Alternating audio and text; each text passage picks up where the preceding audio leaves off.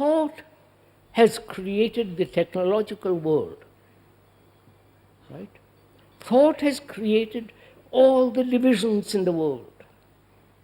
Thought has created not only national divisions, but religious divisions, ideological divisions, every form of divisions between two people.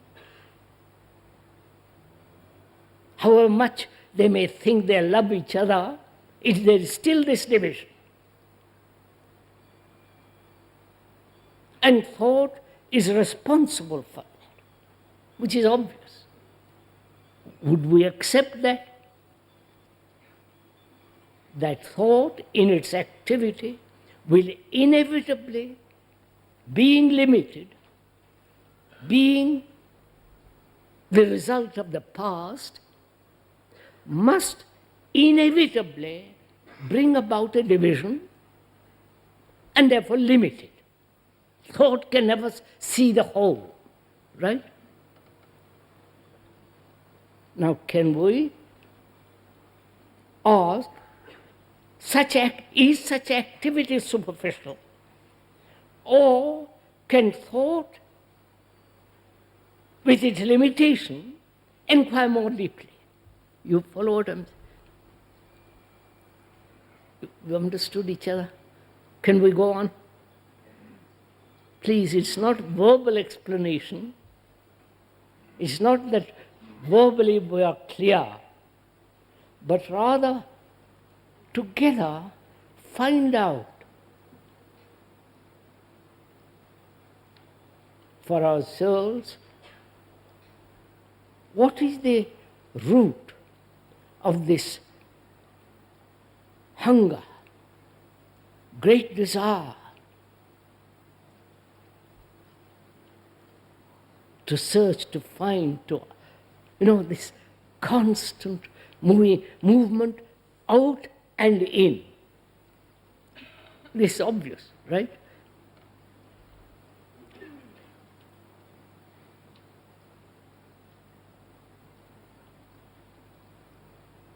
Is observation, to observe, the instrument of thought? You follow? Please go into this little bit with me. To observe. Does that involve the movement of thought? You may observe, then conclude, conceive, create through that observation. The creation, the activity through that observation is the movement of thought. That's what we generally do. I see that color, one sees that color, there is the observation of it, then like and dislike, prejudices, all those are the movement of thought. Right? Can one observe without any of the movement of thought?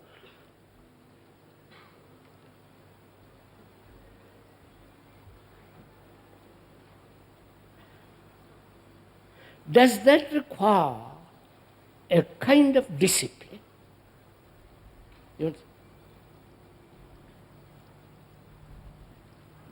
Discipline, the root of it is to learn.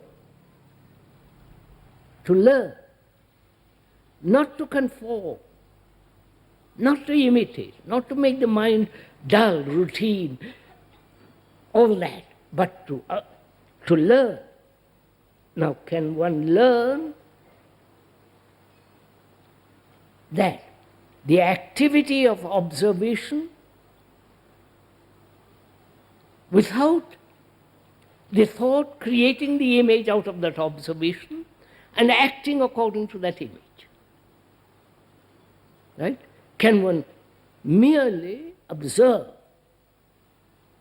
which is to learn, to observe and to learn or to be aware the movement of thought interfering with that observation, to learn about it, which is actual discipline, to learn. Wonderful. Are we following each other? Are we doing it as we're talking, or you're going to think it over?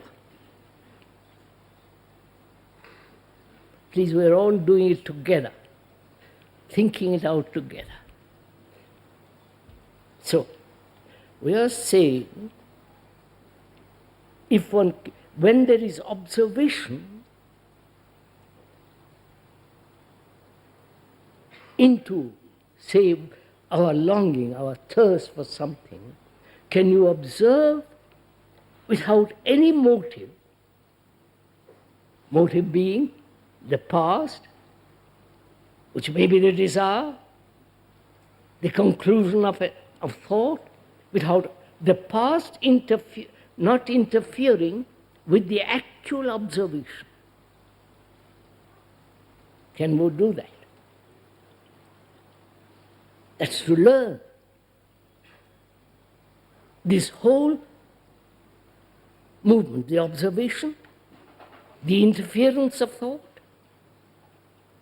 and what the result and the effect of all this movement, just to observe.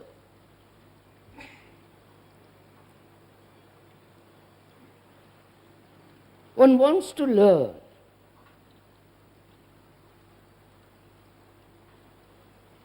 Learning is the accumulation of knowledge, generally, right? School, college, university, or learning about about relationship, and so on, learning. Having accumulated knowledge, then act, right?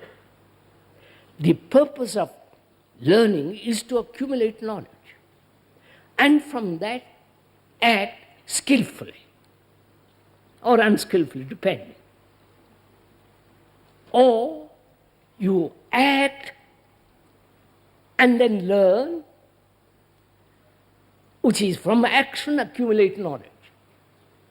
You understood? You are following all this?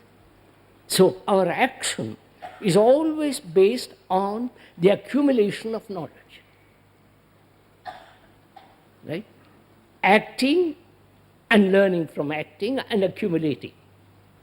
Accumulating knowledge and acting. Right? So, our actions are always based upon the past, or the past projecting the future and acting according to the future. It is the same movement, modified, but it's still the same movement, right?